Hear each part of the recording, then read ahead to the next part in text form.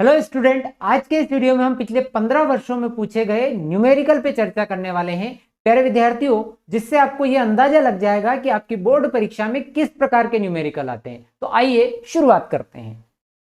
सबसे पहला सवाल है कि यदि एक लूप से संबद्ध चुंबकीय फ्लक्स फाई बराबर 6t वर्ग 60 प्लस 1 है, जहां फाई का मान मिली वेबर में तथा टी का मान सेकेंड में है, तो टी बराबर 2 सेकेंड पर लूप में कितना विद्युत वाहक बल प्रेरित होगा। आपको यहां पर एक तो चुंबकीय फ्लक्स दिया गया है, और जब आपको चुंबकीय फ्लक्स दिया हुआ हो और प्रेरित विद्युत वाहक बल निकालना हो तो हमारे दिमाग में फैराडे के नियम दिमाग में आ जाता है। फैराडे का नियम कहता है कि जो चुंबकीय फ्लक्स में परिवर्तन की दर प्रेरित विद्युत वाहक बल के समानुपाती होती है। यानी यहां जो फॉर्मूला लगेगा वो लगेगा E बराबर minus d phi by d t. वास्तव में यह माइनस चिन्ह प्रेरित विद्युत वाहक बल की दिशा को दर्शाता है। अगर परिपथ बंद है तो प्रेरित धारा की दिशा को दर्शाता है। तो सिंपल सी बात है, हम तो केवल फार्मूले में वैल्यू पुट कर देते हैं। D by D t, phi की वैल्यू हो जाएगी 60 स्क्वायर प्लस 70 प्लस 1। अब इसका अवकलन करते हैं तो 6 हो गया बेटा आपका नीतांक D by D T plus T वर्ग प्लस 7 नीतांक D by D T T और डी बाई डी टी 1। प्यारे विद्यार्थियों, यहां लग जाएगा x की पावर n का फार्मूला nx की पावर n माइनस 1, यानी कि यह हो जाएगा आपका 2t, और t का d बाई डी टी यानी कि अवकलन कितना होता है, t का 1 होता है और नियतांक का क्या होता है, 0 होता है। तो ये आ गया 6 दूनी 12t प्लस 7। तो विद्युत वाहक बल का जो मान आ रहा है वो कितना आ रहा है, 12t प्लस 7। अब 12 गुणा, अब t का मान हमें दे रखा है, t बराबर 2 सेकेंड पर हमें पूछा गया था। तो t बराबर 2 सेकेंड पर, तो t बराबर 2 सेकेंड पर E बराबर हो जाएगा 12 गुणी 2 प्लस 7, तो 24 और 7 31 वोल्ट। यह प्रश्न आया था बेटा 2011 की बोर्ड परीक्षा में। अगले प्रश्न पर आते हैं। प्रश्न है, पानी के अंदर एक वायु लेंस है जिसकी प्रत्येक पृष्ठ की वक्रता त्रिज्या 10 सेंटीमीटर है। लेंस की फोकस दूरी तथा प्रकृति बताइए। ठीक है, हमारे पास पानी के अंदर वायु का एक लेंस है, बुलबुला है वायु का, जिसे अपन लेंस कह रहे हैं। ये वायु का एक बुलबुला है, पानी के अंदर है, जिसके प्रत्येक पृष्ठ की वक्रता त्रिज्या 10 सेंटीमीटर है। यानी इस वाले पृष्ठ की अगर बात करेंगे तो भी उसकी वक्रता त्रिज्या 10 सेंटीमीटर है, और अगर इस वाले पृष्ठ की बात करेंगे तो भी आपकी 10 सेंटीमीटर है। अब अंतर क्या होगा कि जब इस पृष्ठ की बात करेंगे तो इधर वाली डिस्टेंसेस जो होती है वो पॉजिटिव आती है, क्योंकि प्रकाश किरण की दिशा में नापी गई दूरियां क्या होती है, धनात्मक होती है। यानी कि ये जो R1 वाला पृष्ठ है ये हो जाएगा पॉजिटिव और R2 वाला पृष्ठ हो जाएगा नेगेटिव, क्योंकि इधर प्रकाश किरण की विपरीत दिशा में, यानी इधर जो दूरियां मापी जाएगी वो नेगेटिव होगी। ठीक है, हमारे पास दो चीजें हैं, एक तो R1 आपको यहां पर दे दिया है वक्रता त्रिज्या 10 सेंटीमीटर यानी कि प्लस में, और R2 आपको दे दिया है माइनस 10 सेंटीमीटर। ये आपके पास हो गया। हमें निकालना है लेंस की फोकस दूरी, और एक चीज और दे रखी है, वो हमें दे रखा है अपवर्तनांक। ठीक, हमारे पास लेंस मेकर फॉर्मूला है। लेंस मेकर फॉर्मूला आप सबको याद होगा, लेंस निर्माता सूत्र। लेंस निर्माता सूत्र 1/f n2 1 minus 1 1/r1 minus 1/r2। ठीक, अब n2 का जो मान आपको दे रखा है वो दे रखा है 1.3, तो 1.3 माइनस 1/r1 की जगह 10 पुट कर दिया और R2 की जगह माइनस माइनस प्लस। अब हो गया, इसमें से माइनस करोगे तो ये आया 0.3। इनका एलसीएम लेकर सोल्व करोगे तो ये 2/10 हो जाएगा। तो गुणा कर देंगे तो 0.6/10 हो गया। F बराबर, हमें क्या चाहिए, F बराबर चाहिए, तो इसको उल्टा कर देते हैं। तो ये हो जाएगा बेटा 10/0.6, दशमलव हटा दी 100/6, 6 से भाग लगा दो, 6 एकम 6, बचे कितने 4, 40, 6 6 36, ठीक, फिर बचे 4, फिर 6 6 36, आगे भी दे सकते हैं। तो 16.16 सॉरी है ना सेंटीमीटर, ये आई इसकी फोकस दूरी। यानी एक काम हो गया, हमने फोकस दूरी बता दी। अब पूछ रहा है प्रकृति भी बताओ। अब आपको मैंने एक चीज का एक कंसेप्ट बताया था, मैंने लेंस मेकर फॉर्मूला का वीडियो अलग से बनाया हुआ है, उसको अलग से समझाया है, क्योंकि इससे रिलेटेड ऑब्जेक्टिव भी बनता है और न्यूमेरिकल भी बनता है और क्वेश्चन भी आ सकता है, तो वो वीडियो जरूर देखिएगा। प्यारे विद्यार्थियों, हम जब किसी लेंस, है ना, किसी भी द्रव में डुबोते हैं, कोई भी द्रव हो सकता है, यानी अगर द्रव का अपवर्तनांक उस लेंस के अपवर्तनांक से क्या हो, कम हो, द्रव का अपवर्तनांक लेंस के अपवर्तनांक से अधिक हो, माफी चाहता हूं, जो द्रव है जिसमें आपने डुबोया है उसका अपवर्तनांक लेंस के अपवर्तनांक से अधिक हो, तो आप जब उसको डुबोते हैं तो उसकी प्रकृति बदल जाती है। ठीक, यानी कि लेंस का अपवर्तनांक अगर कम है और द्रव का अपवर्तनांक अधिक है तो प्रकृति बदलेगी। तो लेंस का अपवर्तनांक, चूंकि हम वायु की बात कर रहे हैं, बुलबुला किसका है, वायु का, और वायु का अपवर्तनांक लगभग 1 है। ठीक, वायु का अपवर्तनांक 1 है, पानी का अपवर्तनांक 1.3 है, तो हो गया द्रव का अपवर्तनांक ज्यादा। तो अब ये देखो, ये कौन सा लेंस है, वायु का बुलबुला उत्तल है, तो इसकी प्रकृति बदल जाएगी और ये किसकी तरह व्यवहार करेगा, अवतल लेंस की तरह व्यवहार करता है। तो पानी के, आपका अंतर हो गया, पानी के अंदर वायु का बुलबुला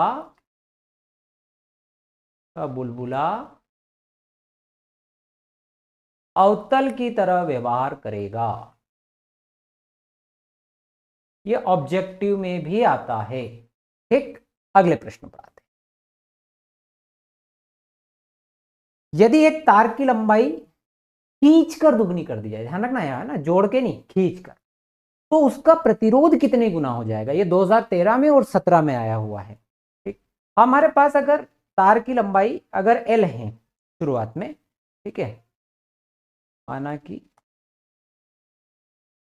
प्रारंभ में तार की लंबाई एल व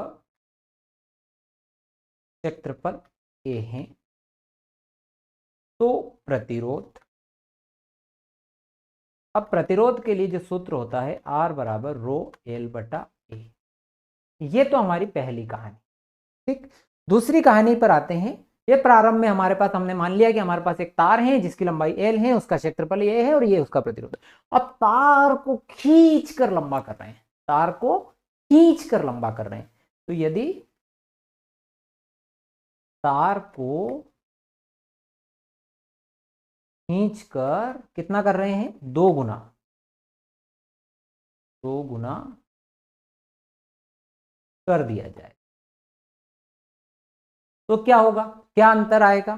तो नई लंबाई को हम एल डैश लिख दे तो वो हो जाएगी 2L, और जो नया क्षेत्रफल, क्योंकि जब लंबाई दोगुनी होती है तो क्षेत्रफल क्या हो जाएगा, सोचो, आधा। जब लंबाई दोगुनी होगी तो क्षेत्रफल आधा हो जाएगा। प्रतिरोधकता पे क्या परिवर्तन आएगा, कोई परिवर्तन नहीं आता, क्योंकि प्रतिरोधकता लंबाई और क्षेत्रफल पर निर्भर नहीं करती है, तो उससे उसकी प्रतिरोधकता पर कोई प्रभाव नहीं पड़ेगा। प्रतिरोधकता कब बदलती, जब पदार्थ बदल दिया जाता, या पदार्थ तो बदला नहीं ना। तो सूत्र वापस से हमारा नया प्रतिरोध जो है आप लोगों का निकल के आया, आर डैश बराबर रो एल डैश अपॉन ए डैश। तो आर डैश बराबर रो, एल डैश की जगह हमने रख दिया बेटा 2L और इसकी जगह हमने रख दिया a बटा 2। ठीक, भिन्न के बेटा में भिन्न है तो ये ऊपर चला जाएगा, तो रो 2 दूनी 4 L बटा a, यानी कि हमारे पास जो नया प्रतिरोध है रो 4, आगे लिख दिया रो L बटा a, और रो L बटा a तो हमारा पुराना प्रतिरोध, तो कितना आ गया बेटा उत्तर, 4 गुना। ठीक, ये ऑब्जेक्टिव में आता है अब, है ना। अब न्यूमेरिकल में आने की संभावना इसकी कम है, पर आ भी सकता है, देखो कुछ नहीं कहा जा सकता, 13 के बाद 17 में आ गया था। जब तार को खींचकर हम लंबा करते हैं, चाहे आपसे पूछे कि 2 गुना कर रहा है खींचकर, तो 2 का वर्ग 4 हो जाता। अगर खींचकर 3 गुना करें तो फिर प्रतिरोध कितना हो जाएगा, 3 का वर्ग 9 गुना हो जाएगा। 4 गुना करें तो 4 का वर्ग 16 गुना होता है। ठीक है, तो जब भी तार को खींचकर लंबा किया जाता है तो जो भी जितने भी गुना वो करे उसका आपको वर्ग कर देना है। आगे बढ़ते हैं, प्रश्न है अगला, 10 सेंटीमीटर फोकस दूरी के अवतल दर्पण के सामने किसी वस्तु को कितनी दूरी पर रखा जाए कि उसका वास्तविक प्रतिबिंब वस्तु के आकार का 5 गुना बड़ा बने। प्रतिबिंब कैसा बना, यहाँ पर सबसे पहली कहानी पर बात करते हैं, वास्तविक। ठीक, और कितने गुना बना, 5 गुना। तो हमें यहाँ जो दिया है, हमें ये दे रखा है कि जो उसका वास्तविक प्रतिबिंब है कितने गुना, 5 गुना, और प्रतिबिंब है वास्तविक, तो आवर्धन क्षमता को हमको लेना पड़ेगा ऋणात्मक, वास्तविक में ऋणात्मक लिया जाता है। ये कहानी हो गई पहली चीज। 10 सेंटीमीटर फोकस दूरी है, और 10 सेंटीमीटर फोकस दूरी और अवतल दर्पण होने की वजह से फोकस दूरी भी क्या आएगी, ऋणात्मक। ठीक, ये भी हो गया। अब हमें पूछा है कि भाई वस्तु को कितनी दूरी पर रखा जाए, मतलब हमारा जो प्रश्न है वो वस्तु से रिलेटेड है, यानी हमें यहाँ निकालनी है वस्तु। ठीक, पर U निकालने के लिए UVF हमारे पास एक फार्मूला होता है जिसको हम दर्पण सूत्र कहते हैं, 1/f बराबर 1/v प्लस 1/u, और वो सूत्र अप्लाई करने के लिए V भी होना चाहिए, और V तो हमारे पास है नहीं। क्या हम V निकाल सकते हैं? तो हम प्रयास करते हैं। हमारे पास आवर्धन निकालने का सूत्र होता है m बराबर -v/u। ठीक है, बिल्कुल होता है। m की जगह हमारे पास -5 है, हमारे पास जो है -v/u, माइनस से माइनस कैंसल। ठीक, अब हम यहाँ v भी हमारे पास आ गया, v बराबर इसका गुणा इधर कर दिया हमने, हो गया 5u। अब हमारे पास u भी है, हमारे पास v भी है, हमारे पास f भी है। तो क्या अब दर्पण सूत्र लगा सकते हैं? तो हाँ, बिल्कुल लगा सकते हैं। तो दर्पण सूत्र याद है सभी को, दर्पण सूत्र, और इसका डेरिवेशन भी कर लेना आप लोग, ये भी एग्जाम में आता है। तो 1/f बराबर 1/v प्लस 1/u। ठीक, 1/f फोकस दूरी हमारे पास है बेटा -10, 1/v वो है हमारे पास 5u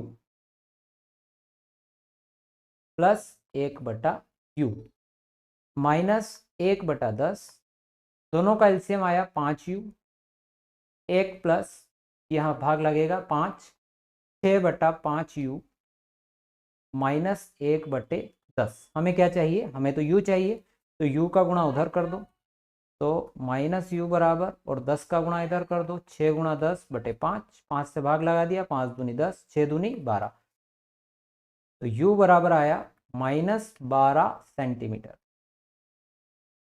ठीक, तो वस्तु कहाँ रखी जाए? 12 सेंटीमीटर दूरी पर। पूछा, क्या पूछा था भाई? कि 10 सेंटीमीटर अवतल दर्पण के सामने, अवतल दर्पण के, अतः आपको लिखना है परीक्षा में, जैसे ना सिस्टमेटिक लिखने की आदत डालो, परीक्षा में ये भी लिखो कि अतः वस्तु को दर्पण के सामने, दर्पण के सामने 12 सेंटीमीटर दूरी पर रखना है। ऐसे। ठीक, अगले प्रश्न पर, 4000 एंगस्ट्रॉम तरंगदैर्घ्य वाले फोटोन की ऊर्जा ज्ञात कीजिए, 2013 में आया। ठीक है, बहुत सरल प्रश्न है। आपको क्या दिया है? तरंगदैर्घ्य दी है, वो भी कितनी? 4000 एंगस्ट्रॉम, और हमें चाहिए ऊर्जा यानी कि E। ठीक, अब इसका कोई ऐसा फॉर्मूला है क्या फोटोन का जिसमें ऊर्जा आती हो? तो E बराबर hc/λ, बिल्कुल पक्का पता है। ठीक, H के बारे में पता है आप लोगों को, H प्लांक नियतांक होता है। C के बारे में हमें पता है, C क्या होता है? प्रकाश का वेग होता है, और लेमड़ा हमें दे दिया है। ठीक है, तो जो लेमड़ा आपको दिया है, ठीक है, जो लेमड़ा आपको दे दिया है, लेमड़ा दिया है आपको 4000 एंगस्ट्रॉम। एक एंगस्ट्रॉम में होते हैं 10⁻⁻10 मीटर, यानी कि अब इसको ऐसे 3 जीरो इसमें से माइनस हो जाएगी, तो 10 की घात कितनी हो जाएगी बेटा? -7 मीटर। 4 गुणा 10 की घात -7 मीटर। उसके बाद प्लांक नियतांक का मान 6.63 गुणित 10 की घात -34, और प्रकाश का वेग 3 गुणा 10 की घात 8 होता है, और तरंग दैर्घ्य जो है हमारे पास 4 गुणा 10 की घात -7। ठीक, अब इस 3 का गुणा इधर कर देते हैं, तो ये हो जाएगा 6×3 = 18, 6×3 और 1 19.8 गुणित 10 की घात -34, आधार समान, गुणे में घातें जुड़ जाती, नीचे वाली भी ऊपर ले लो मेरे भाई। अब डिवाइड में हमने कर दिया 4, 4 से अब इसको भाग लगा दो, 4 चौक 16, बचे कितने? 17, 18, 19, 3 बच गए, 3 है ना। अब 4 चौक 16, 4 8 32, 4 9 36, फिर कितने बच गए? 2, 4 5 20, 4.95 गुणित 10 की घात, ये कितने हो गए भाई? 8 7 15, 15 माइनस कर देंगे, 10 की घात -19 जूल। अगर उत्तर इलेक्ट्रॉन वोल्ट में पूछेगा तो क्या करोगे? इसको फिर भाग लगा देना 1.6 गुणा 10 की घात -19 से, तो इलेक्ट्रॉन वोल्ट में उत्तर आ जाएगा। अगले प्रश्न पर आते हैं। एक धातु का कार्यफलन 0.1 इलेक्ट्रॉन वोल्ट है। प्रकाश विद्युत उत्सर्जन के लिए दहली आवृत्ति ज्ञात कीजिए, हमें न्यू चाहिए, और हमें क्या दे दिया यहां से कार्यफलन फाई दे दिया, वो है 0.1 इलेक्ट्रॉन वोल्ट। और आप लोगों को 1 इलेक्ट्रॉन वोल्ट में कितना है ये पता है, 1.6 गुणा 10 की घात -19। तो अब इसका मल्टीप्लाई हो जाएगा, तो 0.1 का तो ये कितना हो जाएगा 10 की घात -20। अब फाई बराबर सूत्र हमारे पास है कार्यफलन का h न्यू नॉट, हमें क्या चाहिए न्यू नॉट चाहिए, तो फाई बाई क्या हो जाएगा हमारे पास, ये आ जाएगा फाई बाई h। तो फाई का मान 1.6 गुणा 10 की घात -20 और ये हो गया 6.6 गुणा 10 की घात -34। ठीक, तो अब इसमें आप क्या करिएगा, भाग लगा लीजिएगा, उत्तर आपको प्राप्त हो जाएगा 1.6 6.6 गुणित 10 की घात -20 प्लस 34, तो 1.6 यानी 16/66 इंटू, अब ये हो जाएगा आपका 10 की पावर कितनी हो गई है 14। ठीक, अब आप इसमें छोटे से छोटे नंबर से काट लो भले इसको आप, है ना, आप छोटे से छोटे से काटोगे तो ये 2 से काट के आप इसको 33 बना दोगे, इसको आप 8 बना दोगे, 8/33 गुणा 10 की घात 34, इसमें 8 को 33 से भाग लगा लीजिएगा, ये आपका उत्तर होगा। अगले प्रश्न पर आते हैं। संयुक्त सूक्ष्मदर्शी, अब ये तो बहुत सरल प्रश्न है और कई बार आ जाता है। संयुक्त सूक्ष्मदर्शी के अभिदर्शक लेंस की आवर्धन क्षमता, यानी कि संयुक्त सूक्ष्मदर्शी की आपको आवर्धन दे दिया है m0 8, और संयुक्त सूक्ष्मदर्शी का मेन आवर्धन भी दे दिया 32, और क्या निकालना है नेत्रिका का। तो फॉर्मूला हमारे पास बिल्कुल संयुक्त सूक्ष्मदर्शी के आवर्धन का सूत्र होता है MO इंटू ME। ठीक, MO है 8, ME हमें चाहिए और M है 32, 8 से भाग लगा दोगे 8 चौक 32, तो ME बराबर आ जाएगा 4। ये आवर्धन आ गया नेत्रिका लेंस का, कितना सरल है। ठीक है, एक बात नोटिस करिए आप लोगों ने, अभी तक जितने सवाल करे उसमें सबसे ज्यादा सवाल ऑप्टिक्स से आ रहे हैं। ठीक है, मैं आपको इस वीडियो के अंत में यह भी बताने वाला हूं कि कौन से चैप्टर से सवाल न्यूमेरिकल आपकी परीक्षा में आने वाला है, वो भी मैं आपको क्लियर करके जाऊंगा आज। ठीक है, तो ध्यान दीजिएगा। आगे बढ़ते हैं। अपवर्तन कोण 60 डिग्री वाले प्रिज्म, अपवर्तन कोण 60 डिग्री वाले प्रिज्म से न्यूनतम विचलन कोण 30 डिग्री है। गणना कीजिए आपतन कोण की, अपवर्तन कोण की और प्रिज्म के अपवर्तनांक की। बहुत सरल सवाल है, 2018 में आया था। आपको दिया हुआ है अपवर्तन कोण, ए दिया हुआ है वो है आपका 60 डिग्री। ठीक है, उसके बाद आपको एक दिया है न्यूनतम विचलन यानी डेल एम, वो है आपका 30 डिग्री। ठीक, दो चीजें हैं। आपको चाहिए सबसे पहले आपतन कोण। तो न्यूनतम विचलन की स्थिति में जब हम बात करें, न्यूनतम विचलन की स्थिति में जब हम बात करें तो I का सूत्र होता है A plus del m by 2। A का मान 60 है, डेल एम का मान 30 है, बटे में 2, 90/2 कितना हो गया 45 डिग्री। ये आपतन कोण का मान हो गया, पहले प्रश्न का उत्तर आ गया। ठीक, दूसरे में अपवर्तन कोण पूछा, फिर वही। ठीक है, न्यूनतम विचलन की स्थिति में, न्यूनतम विचलन की स्थिति में अपवर्तन कोण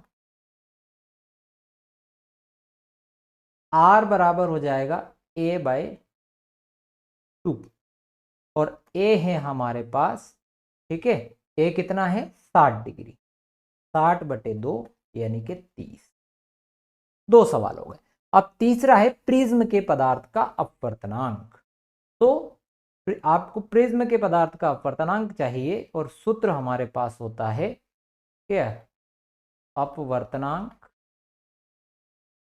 n बराबर हो जाएगा sine A plus del m by 2 और साइन A/2। तो sine A plus del m by 2, देखो अभी हल कर लिया अपन ने, A plus del m by 2 कितना आया 45 डिग्री, तो ये है 45, और ये कितना है, तो ये आया आपका 30। साइन 45 की वैल्यू होती है 1/√2, और साइन 30 की, है ना, साइन 30 की वैल्यू कितनी होती है, ठीक है, तो 1/, ये हो जाएगा आपका 1/2, है ना। तो ये साइन 30 की 1/2 और इसकी है, तो ये अपन ऊपर चला जाएगा 2/2√2, ठीक है। इसको √2 से 2 को डिवाइड करेंगे तो कितना आ जाएगा बेटा, √2 आ जाएगा। आंसर आया 1.414, ठीक, ये आ गया इसका अपवर्तनांक। अपवर्तनांक की कोई विमा नहीं होती, ये भी ध्यान रखिएगा। अगले प्रश्न पर आते हैं।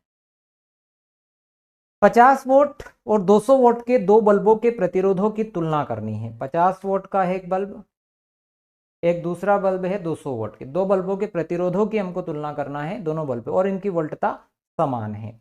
तो हम ये कहेंगे कि माना कि दोनों बल्बों की वोल्टता V तथा प्रतिरोध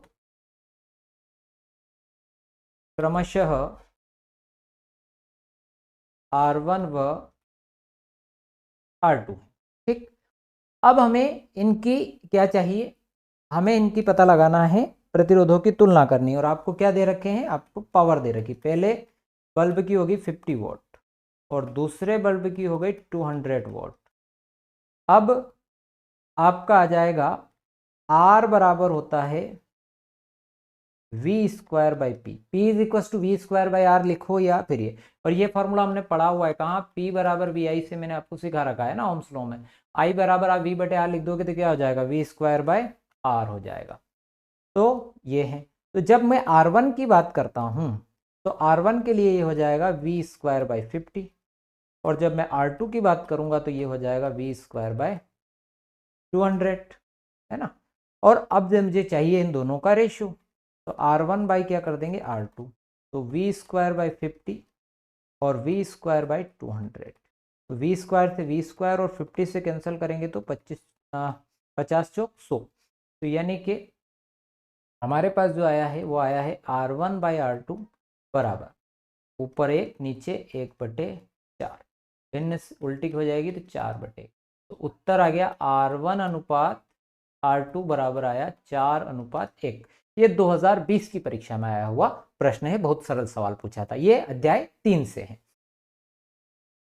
अगले सवाल पर आते हैं। एक 6×10⁻14 हर्ट्ज की आवृत्ति का एक वर्णी प्रकाश किसी लेजर द्वारा उत्पन्न हो रहा है। इस प्रकाश किरण पुंज में किसी फोटोन की ऊर्जा कितनी होगी। हमें ऊर्जा चाहिए फोटोन की। हमें क्या दिया हुआ है, हमें दिया हुआ है आवृत्ति, वो दे रखी है 6×10⁻14 हर्ट्ज। और इस प्रकाश किरण पुंज में फोटोन की ऊर्जा, तो ऊर्जा E is equal to formula होता है बेटा h न्यू, बस सिंपल सी बात। तो h हमारे पास प्लांक नीतांक होता है, जिसका मान भी हमें ब्रैकेट में दे दिया है 6.63 × 10⁻14, और न्यू का मान हमारे पास 6×10⁻14 है। तो 6 का गुणा कर देंगे 6 3 18, 6 6 36, 36 और 1 37, हासिल का 3, 6 से 36, 36 और 3 39, गुणित 10 की घात कितनी हो जाएगी मेरे भाई, 10 की घात ये हो गई -20, ठीक। अब इसको कर लेते हैं अपन 3.9, तो ये हो जाएगा 10 की घात -19, ठीक। तो आपका हो गया ये आंसर, ये आपकी जो है ऊर्जा आ गई, है ना, E बराबर इतने जूल, ठीक। ये फोटोन की ऊर्जा, फोटोन की ऊर्जा चाहे तो आप इलेक्ट्रॉन वोल्ट में भी निकाल सकते हैं, तो इसको आप डिवाइड कर दे 1.6 × 10⁻19 से। अगले प्रश्न पर आते हैं। एक 20 सेंटीमीटर वक्रता त्रिज्या का अवतल दर्पण है, अवतल दर्पण है और उसकी वक्रता त्रिज्या है 20 सेंटीमीटर, और 10 सेंटीमीटर दूरी पर वस्तु रखी हुई है, अवतल दर्पण से 10 सेंटीमीटर दूरी पर रखी हुई है। तो वस्तु कहाँ रखी हुई है, एक वस्तु 20 सेंटीमीटर वक्रता त्रिज्या है 20 सेंटीमीटर, और दर्पण अवतल होने से नेगेटिव, ठीक। उसके बाद वस्तु जो है 10 सेंटीमीटर दूरी पर रखी गई है, -10 सेंटीमीटर, अवतल होने की वजह से माइनस आ रहा है। हमें चाहिए प्रतिबिंब की स्थिति, प्रतिबिंब कहाँ बना, उसकी प्रकृति कैसी, और उसका आवर्धन कितने गुना बना। चल, अब हमें सबसे पहले स्थिति निकालनी, यानी V निकालना है, तो F चाहिए अपने को। तो F क्या करेंगे, -R/2 होता है, R/2 होता है, माइनस तो इसका वर्ग लगा दिया मैंने, तो ये हो गया आपका कंफ्यूज हो जाओगे।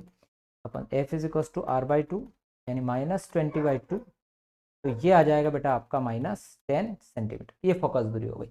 और हमें सबसे पहले v निकालते हैं, तो v निकालने के लिए जो फार्मूला है 1/f 1/v प्लस 1/u। ठीक, अब मैं डायरेक्टली फार्मूला बना देता हूं ताकि आप लोगों को कभी दिक्कत नहीं आए, आने वाले समय में हम डायरेक्ट वही लगाएंगे। तो 1/f है ना, इसका एलसीएम हो जाएगा आपके पास, आपको क्या फाइंड आउट करना है, v फाइंड आउट करना है ना। तो हम v के ही परिप्रेक्ष्य में फार्मूला बना रहे हैं कि v निकालना हो तो क्या बनेगा।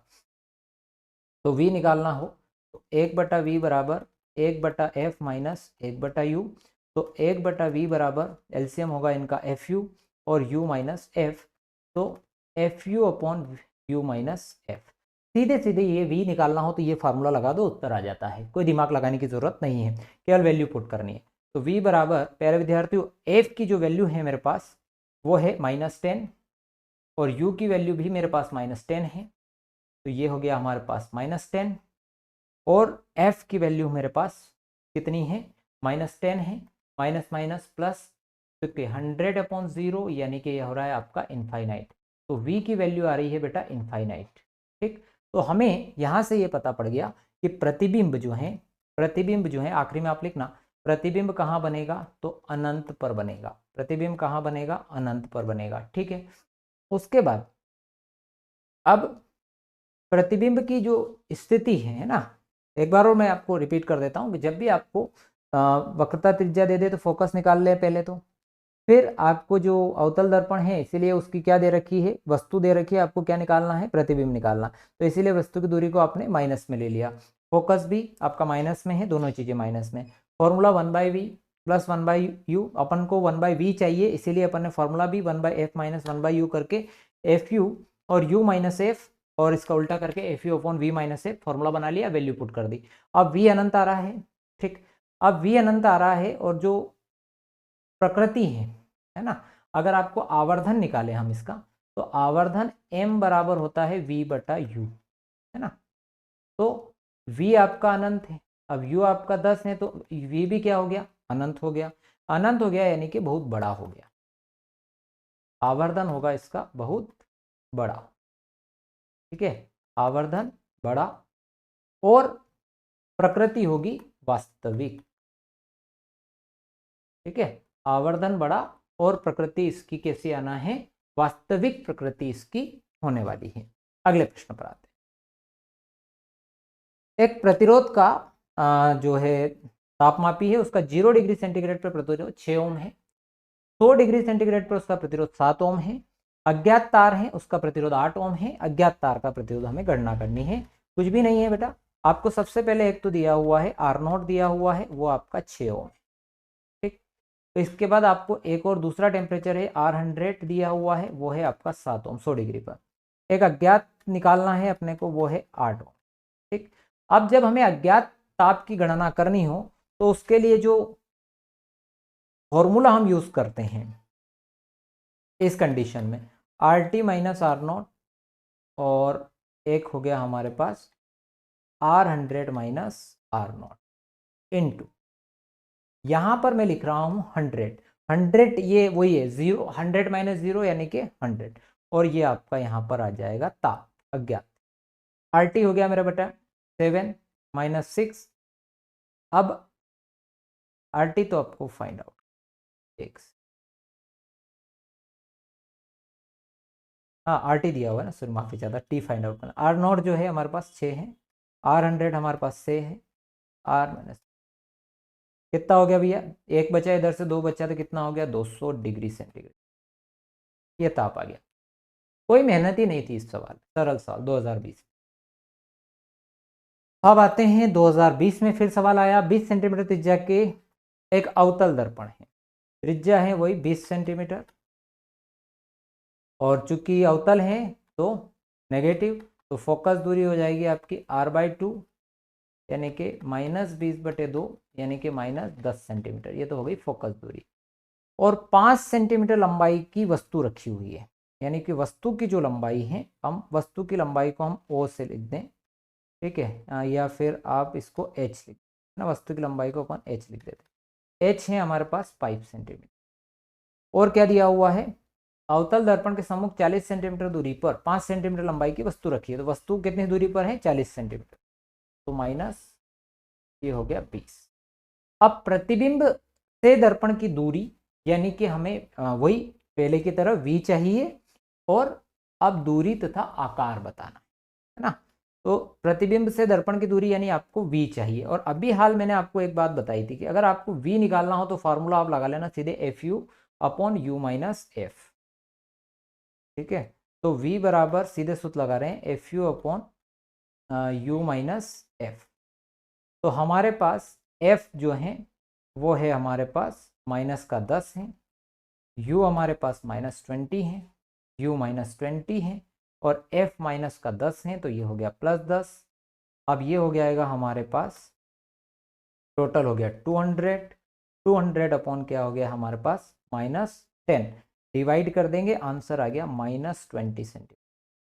यानी v जो है -20 सेंटीमीटर इधर आ रहा है।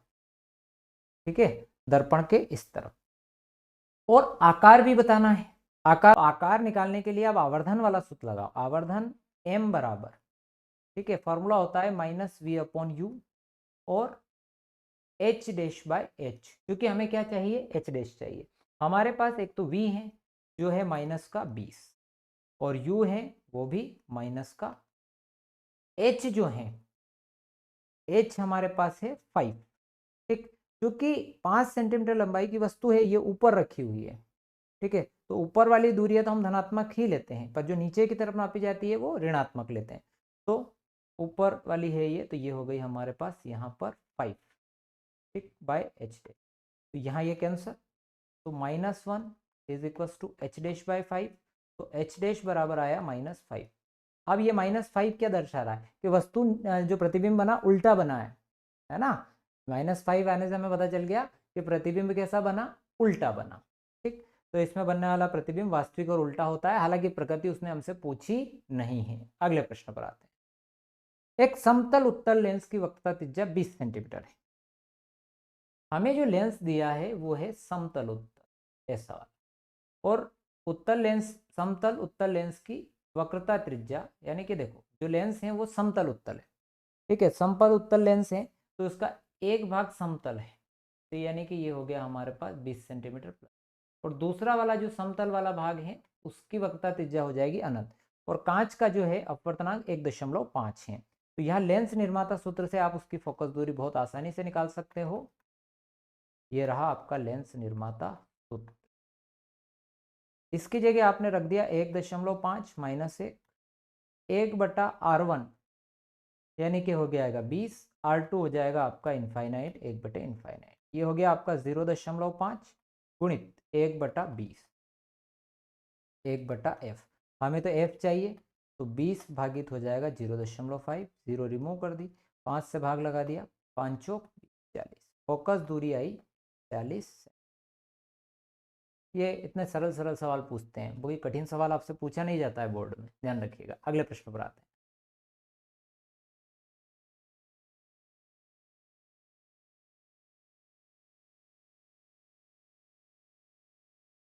अब देखो, ये 2 गुणा 10 की घात -7 है और ये 3 गुणा 10 की घात माइनस खुला। अब प्रश्न है, वायु में एक दूसरे से 30 सेंटीमीटर दूरी पर रखे दो छोटे आवेशित गोले क्रमशः 2 गुणा 10 की घात -7 कूलम और 3 गुणा 10 की घात -7 कूलम आवेश हैं, उनके बीच बल कितना होगा? तो आपको यहाँ दोनों के बीच की एक तो दूरी दे रखी है 30 सेंटीमीटर। और ध्यान रखिएगा, कोई भी अगर डिस्टेंस अगर आपको सेंटीमीटर में दे रखी तो हमें सारी इकाइयाँ एसआई पद्धति में होना चाहिए, इसलिए इसको बदलेंगे। तो 30 इंटू इसको हम कर देंगे 10⁻² मीटर। उसके बाद दोनों गोलों पर आवेश दिया हुआ है। तो पहले गोले का जो आवेश है 2 गुणा 10 की घात -7 कूलम और दूसरे गोले का जो आवेश है वो है 3 गुणा 10 की घात -7 कूलम। ये भी 2021 में आया हुआ है ना, 2 नंबर में आया था। सूत्र है हमारे पास कूलम का नियम। कूलम का नियम आप लोगों को बहुत अच्छी तरह से याद है, 1/4 epsilon not Q1 Q2 by R²।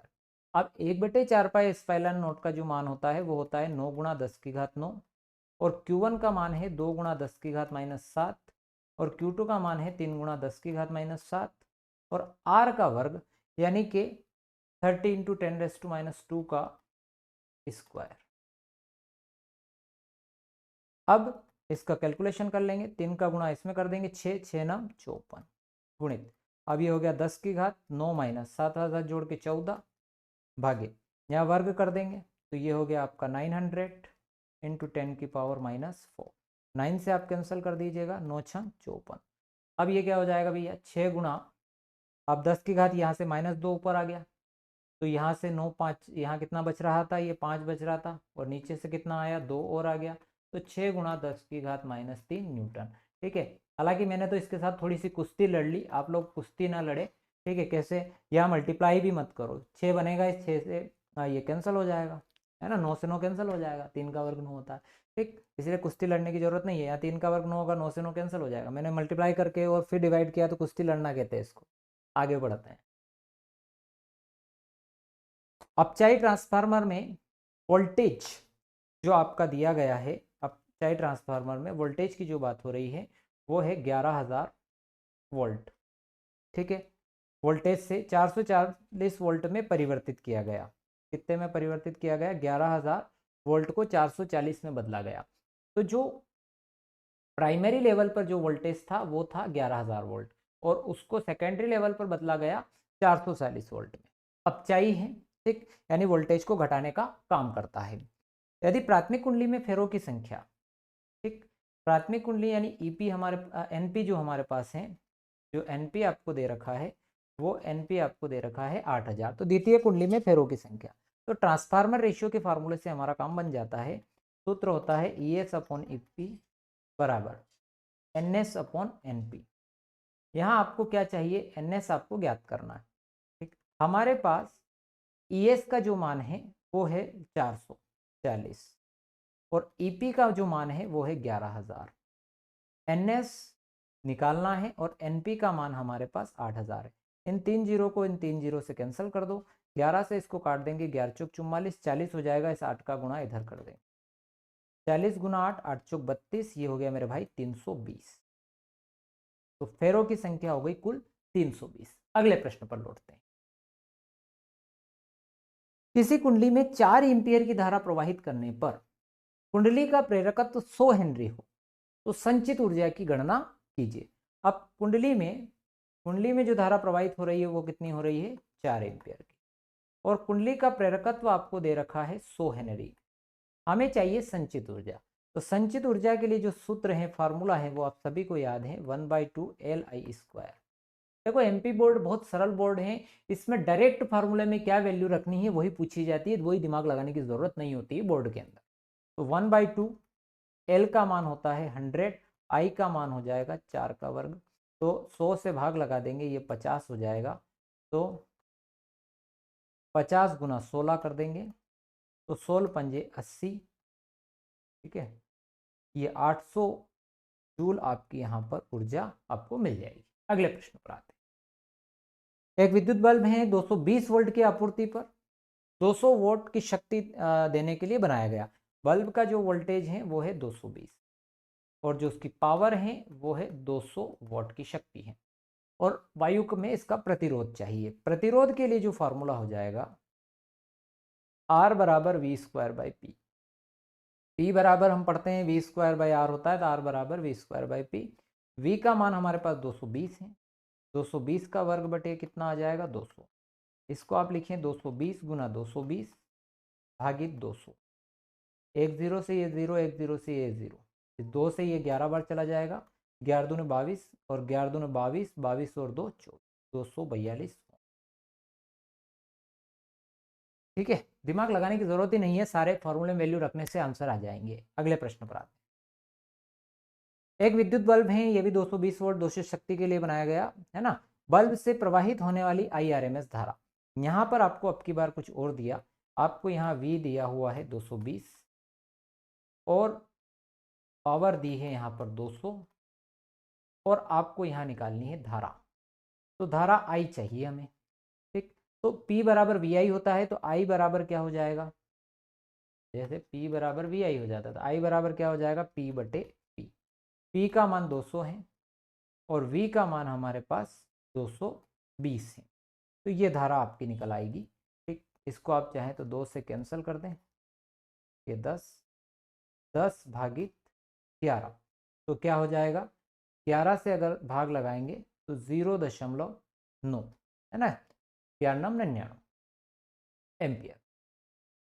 ये यहाँ से IRMS धारा इसकी निकाली जा सकती है सीधे। अगर एक तरीका और है जिसका भी अपन प्रयोग करें, तो जो अपन पहले आप चाहें तो यहाँ से पहले प्रतिरोध निकालें V²/R से, जैसा अपन ने उसमें निकाला, फिर I बराबर जो है V/R करके भी आप निकाल सकते हैं। अगले प्रश्न पर आते हैं। सामर्थ्य 100 वोल्ट और 400 वोल्ट के दो बल्बों के प्रतिरोधों की तुलना कीजिए और वोल्टता समान है। ऐसा सवाल मैंने पहले करा दिया, तो मैं डायरेक्ट फॉर्मूले में वैल्यू रख के आपको समझा रहा हूँ। ठीक है, फॉर्मूला हमारे पास है R बराबर V²/P होता है। ठीक, 2 V दिए हुए हैं, एक P दिए हुए हैं, एक 100 वोल्ट का है और एक इसका। तो जब आप R1 लिखेंगे तो हो जाएगा V²/100, और जब R2 लिखोगे तो V² हो जाएगा 400। डिवाइड कर देना है R1 अनुपात R2, यानी V²/100 और V²/400, इससे डिवाइड कर देंगे तो ये हो जाएगा 400/100, कैंसिल करोगे तो 4/1, यानी कि R1 अनुपात R2 बराबर आ जाएगा 4:1। ठीक, कोई बड़ा दिमाग लगाने की जरूरत इसमें नहीं है। अगले प्रश्न पर आते हैं। किसी चालक तार की लंबाई को मूल लंबाई का आधा कर देने पर और उसके अनुप्रस्थ काट के क्षेत्रफल को 2 गुना कर देने पर प्रतिरोध कितना हो जाएगा। हमें दिया है चालक तार की लंबाई को मूल लंबाई का हमें आधा करना है। तो जब आप प्रतिरोध अगर देखते हैं, है ना, जब लंबाई L है उस कंडीशन में, तो R बराबर रो L/A ये होता है। अब हमें कहा गया कि चालक की जो नवीन लंबाई है उसमें लंबाई को कितना करना है, आधा करना है, और क्षेत्रफल को 2 गुना कर देना है। नया क्षेत्रफल हो गया 2 गुना। तो आपका जो नवीन प्रतिरोध है वो हो जाएगा R' बराबर रो L'/A'। तो रो L' की जगह आ जाएगा A/2 और इसकी जगह आ जाएगा 2A। तो रो ये हो जाएगा L 1/4 हो जाएगा उसी दिन। तो आपका R' बराबर इसकी जगह कितना लिख सकते हो आप, R लिख सकते हो, तो R/, कितना रह जाएगा, 1/4। नया प्रतिरोध 1/4 हो जाएगा। प्रश्न है, किसी उभय उत्तल लेंस की दोनों फलकों की वक्रता त्रिज्याएं दे रखी है। तो लेंस की 2 फलकें हैं, दोनों की, इस वाले की पॉजिटिव हो जाएगी, तो R1 वाली हो गई हमारे पास +10 सेंटीमीटर, और दूसरी यानी 15 सेंटीमीटर दे रखी है, तो वो क्या हो जाएगी, -15 सेंटीमीटर। की फोकस दूरी आपके पास 12 सेंटीमीटर है। लेंस के कांच का अपवर्तनांक हमको चाहिए, हमें यहाँ अपवर्तनांक चाहिए, ये हमें ज्ञात करना। तो लेंस मेकर सूत्र लगा दें आप यहाँ। ठीक, तो लेंस निर्माता सूत्र 1/f n-1 1/r1 - 1/r2। ठीक, अब 1/f की जगह 12 आ गया, n-1 1/r1 की जगह 10 और 1/r2 की जगह 15 लिख दिया, तो 1/15। तो n-1 ये हो जाएगा, अब एक इन दोनों का एलसीएम हो गया 30, तो 10 या 30 और 15 दूनी 30, 5/30। तो n-1 और ये हो गया 5/30, यानी 5×6 30, तो 1/12, और 6 से इसको इधर काट देंगे तो 6 दूनी 12। तो उत्तर में आ रहा है 1/2 बराबर n-1। 1/2 यानी 0.5 बराबर n-1।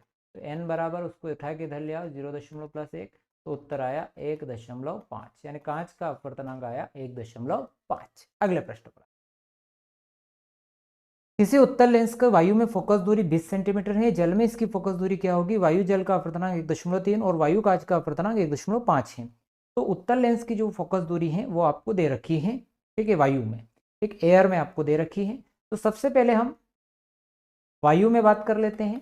तो वायु में जो कांच का आपका प्रिज्म रखा हुआ है ना, सॉरी, प्रिज्म लेंस रखा हुआ है, तो 1/f फार्मूला है n2 1 1/r1 - 1/r2। कौन सा फार्मूला है, ये लेंस निर्माता सूत्र है। 1/f हमारे पास दे रखा है 20 सेंटीमीटर। अब n2 1 - 1 ठीक है, क्योंकि वायु में जो अपवर्तनांक होता है, अगर मैं इसे n2/n1 भी लिखूं तो वायु का अपवर्तनांक चूंकि क्या होता है 1 होता है, तो इसीलिए वही आ जाएगा जो आपको दिया हुआ है, यानी कि 1.5 इसकी जगह पर सीधे सीधे हम रख सकते हैं कांच का अपवर्तनांक -1। अब 1/R1 -1/R2, तो 1/20 बराबर ये हो गया 0.5, 1/R1 -1/R2। इस 0.5 को इधर भाग में भेज दोगे तो 20/5 जो 100, यानी ये हो जाएगा 10। 1/R1 -1/R2, इसको दे दो समीकरण नंबर 1। अब इसी को हम कहाँ रख रहे हैं, इसी लेंस को, है ना, जल में रख रहे हैं। तो लेंस को जल में रखने पर, तो जब जल में आप रखोगे तो 1/F बराबर वही n2/n1 -1 1/R1 -1/R2। तो जो n2 है वो तो 1.5 है ही सही, बट n1 अब जल का आ जाएगा यहाँ 1.33, 1/R1 -1/R2, और 1/R1 -1/R2 का मान मैं पहले ही निकाल चुका हूँ, वो कितना है 1/10। तो यहाँ तो हल करेंगे एलसीएम लेकर 1.33, 1.5 -1.33, और यहाँ आ जाएगा 1/10। तो इसमें से माइनस करोगे तो कितना आ जाएगा भाई, ये 0.17 भागित 1.33 का 1.10, यानी 0.17, ठीक, भागित 13.3। इससे अगर भाग लगाएंगे, और एक मिनट इसको उल्टा भी कर देते, एफ इज इक्वल टू 13.3 भागित 0.17। जब आप इससे भाग लगाएंगे तो ये लगभग 78.2 के आसपास कुछ आएगा, आप डिवाइड करके देख लीजिएगा। अगले प्रश्न पर आते हैं। 2 मीटर लंबाई और 100 फेरों वाली एक परिनलिका में 10 एम्पियर की धारा प्रवाहित हो रही है। परिनलिका के अंदर चुंबकीय क्षेत्र के परिमाण की गणना कीजिए। प्यारे विद्यार्थियों, हमारे पास जो परिनलिका है, अगर आपको उसका चुंबकीय क्षेत्र निकालना हो तो उसके लिए जो फार्मूला होता है वो होता है म्यू0 Ni। n जो है प्रति एकांक लंबाई में फेरों की संख्या है, क्योंकि हमें कुल फेरों की संख्या यहाँ पर 100 दे रखी, और इसकी लंबाई हमें कितनी दे रखी है, 2 मीटर दे रखी। तो प्रति एकांक लंबाई में अगर फेरों की संख्या चाहिए, यानी छोटा n अगर आपको चाहिए, तो n बराबर हम कर देंगे n/L, यानी कि 100 बटे आप क्या कर दोगे 2, तो कितनी आ जाएगी, ये 50 आ जाएगी। म्यू0 का मान हमें पता रहता है 4 पाई गुणा 10⁻⁷। n का जो मान है हमारे पास है 50, और I का जो मान है वो है 10 एम्पियर। अब 4 गुणा, आप चाहें तो इसकी जगह अपने मान रख देंगे 3.14 गुणित 10⁻⁷, है ना, 50 गुणित 10। अब इसका गुणा भी इधर कर देते हैं, तो देखो 5 का गुणा इसमें कर देंगे तो 5 चौक 20 गुणित ये 10 और 10 है ना, ये 2 10 हैं। अब ये 10 की घात कितनी हो जाएगी, -5। अब इसमें गुणा कर देते हैं 6 से, 2 से, 4 दूनी 8, 2 3 दूनी 6, 6.28, और एक शून्य और कम कर दो तो ये होगी 10 की घात -4 तकला। ठीक, अगले प्रश्न पर आते हैं। एक लंबे तार में प्रवाहित धारा 30 एम्पियर और तार से 30 सेंटीमीटर दूरी पर स्थित किसी बिंदु के लिए चुंबकीय क्षेत्र की हमको गणना करनी है। जो धारा है वो है आपकी 30 एम्पियर की, और जो तार से दूरी है वो है 30 सेंटीमीटर। और तार कैसा है, तो तार है सीधा तार, एक लंबा सीधा तार है। और जब भी एक लंबे सीधे तार के लिए चुंबकीय क्षेत्र की तीव्रता निकालनी होती है, फॉर्मूला होता है म्यू0/4 पाई 2I/r। म्यू0/4 की वैल्यू होती है 10⁻⁷, 2 इंटू आई की वैल्यू हो गई हमारे पास 30, और आर की वैल्यू होगी 30 इंटू 10⁻²। इस 30 से 30 कैंसिल कर देंगे। अब ये 2 इंटू 10⁻⁷, और ये +2 नीचे से ऊपर आ गया, तो ये आया 2 गुणा 10 की घात -5 तकला, टेस्ला मतलब। ठीक, अगले प्रश्न पर आते हैं। प्रश्न है कि दो बिंदु आवेश QA और QB एक दूसरे से 40 सेंटीमीटर की दूरी पर स्थित हैं, और इन दोनों आवेशों को जोड़ने वाली रेखा के मध्य बिंदु पर विद्युत क्षेत्र की तीव्रता ज्ञात करनी है। हमारे पास दो आवेश हैं QA और QB, जो एक दूसरे से 40 सेंटीमीटर की दूरी पर स्थित है। ठीक है, अब इनके मध्य बिंदु पर हमें क्या चाहिए, विद्युत क्षेत्र की तीव्रता निकालनी। अब हमारे पास दो आवेश हैं, जो QA वाला जो आवेश है वो है +2 माइक्रोकूलम, और QB वाला आवेश जो है वो है -2 माइक्रोकूलम।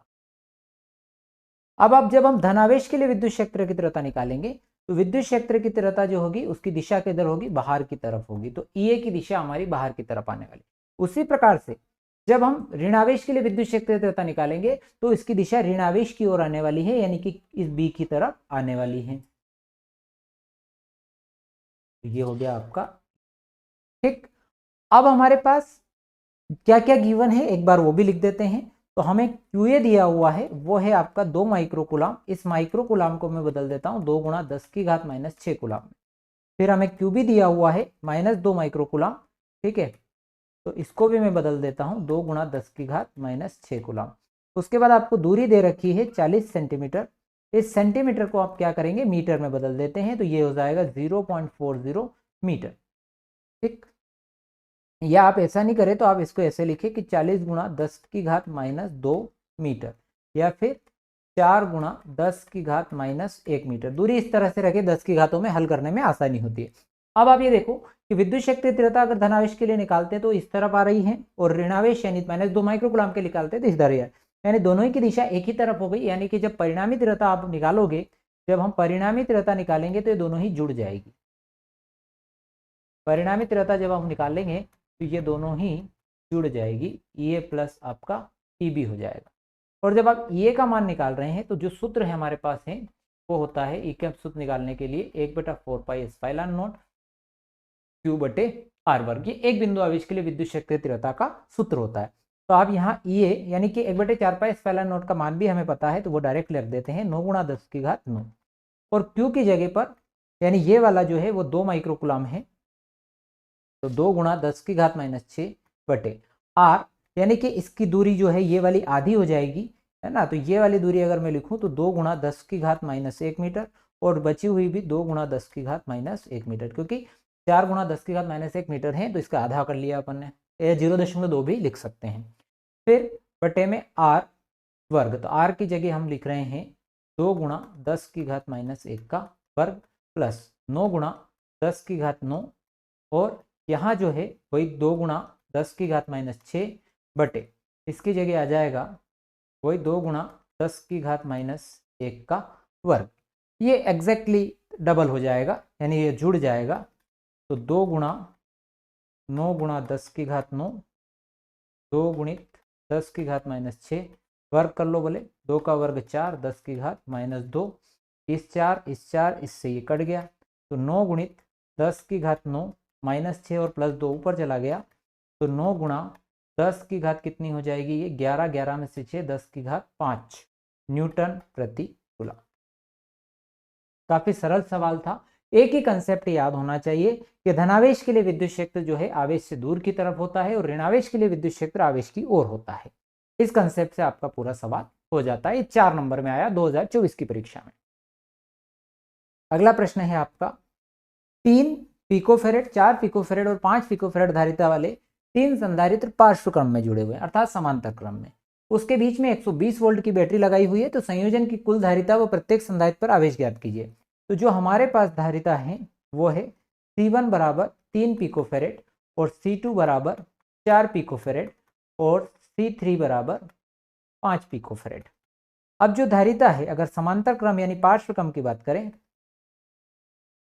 समांतर क्रम में कुल धारिता की हम बात करें तो कुल धारिता, इसका जो फॉर्मूला होता है वो होता है C बराबर C1 plus C2 plus C3।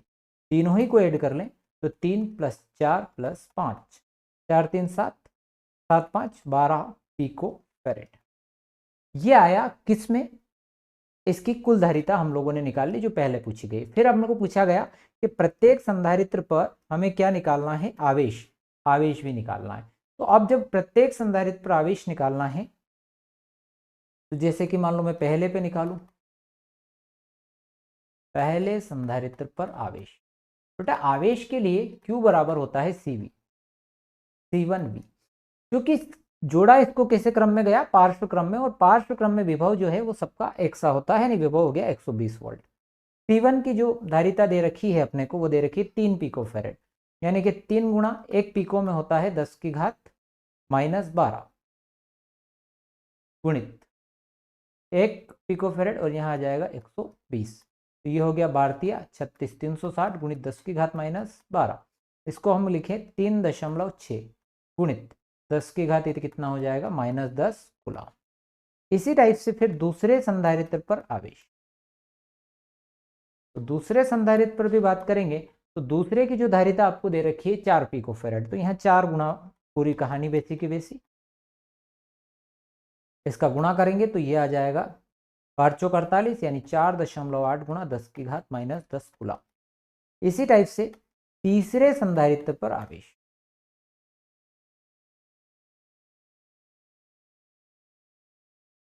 तो अब तीसरे संधारित्र पर भी ऐसा ही हो जाएगा। ये हमारा Q3, तो अब तीसरे पर दे रखी धारिता आपको 5 पिकोफैरेड, तो 5 गुणित 10 की घात -12 गुणित 120। ठीक, अब ये हो जाएगा आपका 12 5 60 यानी कि 6 गुणा 10 की घात माइनस कितना आ जाएगा 10। इस तरह से ये तीनों आवेश हम लोगों ने निकाल लिए। ये भी प्रश्न कब आया, ये 2024 की बोर्ड परीक्षा में आया, इतना सरल प्रश्न है। फिर 2024 की सप्लीमेंट्री में और सरल प्रश्न आ गया कि अवतल दर्पण की फोकस दूरी ज्ञात कीजिए और वक्रता त्रिज्या दे दी। इससे सरल प्रश्न 2 नंबर में और कुछ हो नहीं सकता था। तो F is equal to r/2 और 20/2 अगर करेंगे तो आपका ये 10 सेंटीमीटर आ जाएगा, खत्म पिक्चर। ये 2 नंबर में आया। अगले प्रश्न पर, यदि लेंस क्षमता 2 डायोप्टर है, फोकस दूरी ज्ञात कीजिए। तो ये भी प्रश्न जो आया, लेंस क्षमता जो है आपको दे दी प्लस 2 डायोप्टर और आपको फोकस दूरी चाहिए। P बराबर होता है 1/f, तो f बराबर हो जाएगा 1/p। ठीक, 1/2 यानी कि ये आ गया 0.5 मीटर, या कितना हो जाएगा ये सेंटीमीटर में आप इसको लिख देंगे तो 50 सेंटीमीटर। ठीक, आगे बढ़ते हैं। अब आते हैं 9 पिकोफैरेड धारिता वाले 3 संधारित्रों को श्रेणी क्रम में जोड़ा गया है। यहाँ संयोजन की कुल धारिता, और यदि संयोजन 120 वोल्ट के संभरण से जोड़ दिया जाए तो प्रत्येक संधारित्र पर विभवांतर होगा। इस बार अपने को तीनों संधारित्रों को कैसे जोड़ा, श्रेणी क्रम में, और जो तीनों संधारित्र हैं उनकी धारिता एक सी है, तीनों ही की धारिता 9 पिकोफैरेड है। तो जब हम इन्हें श्रेणी क्रम में जोड़ते हैं, श्रेणी क्रम में कुल धारिता, तो इसका जो फार्मूला है वो हमारे पास 1/c बराबर 1/c1 1/c2 प्लस 1/c3 है। तो 1/c बराबर ये हो जाएगा 1/9 1/9 और 1/9, तो ये हो जाएगा 3/9, 3 3 9। तो 1/c बराबर 1/3, तो यानी कि c बराबर हो जाएगा 3 पिकोफैरेड। ठीक है, ये तो आ गई इसकी कुल धारिता। अब संयोजन में 120 वोल्ट के संवरण से जोड़ दिया गया है। प्रत्येक संधारित्र पर हमें विभवांतर चाहिए, क्योंकि तीनों ही संधारित्र की धारिताएं समान है, तो विभव भी तीनों ही संधारित्रों में क्या होगा, बराबर बराबर बटेगा। यानी कि जो 120 वोल्ट का संधारित्र है उन तीनों में ही बराबर बराबर उनका विभवांतर होने वाला है। तो ये हो जाएगा 3V, तो V बराबर 120/3, यानी कि प्रत्येक संधारित्र पर 40 वोल्ट का विभवांतर होगा।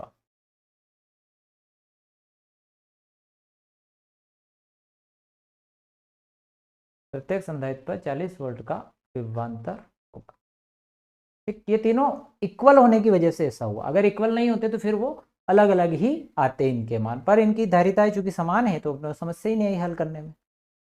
ये प्रश्न 2 3 और 4 पिकोफैरेड धारिता वाले 3 संधारित्र पार्श्व क्रम में है, संधारित्र पार्श्व क्रम में जोड़े गए हैं।